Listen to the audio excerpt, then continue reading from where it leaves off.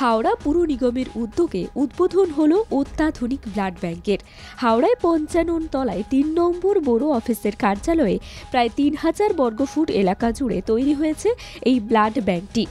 শুক্রবার এই ব্লাড ব্যাংকের ভার্চুয়াল উদ্বোধন করেন পুরমন্ত্রী তথা কলকাতার মেয়র ফিরহাদ হাকিম।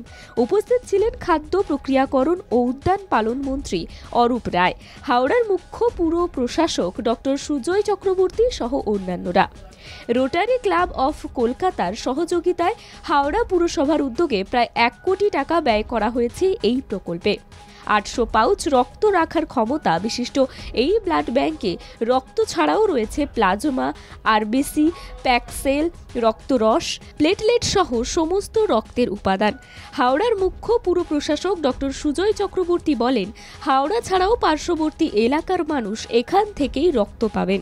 এছাড়াও এখানে থাকবে একটি ভ্রাম্যমাণ গাড়িও। সেই গাড়ি বিভিন্ন এলাকায় ঘুরে ঘুরে রক্তদান শিবিরগুলিতেও পৌঁছে যাবে। নতুন অত্যাধুনিক ব্লাড ব্যাংক তৈরি হওয়ায় খুশি এলাকাবাসীরা।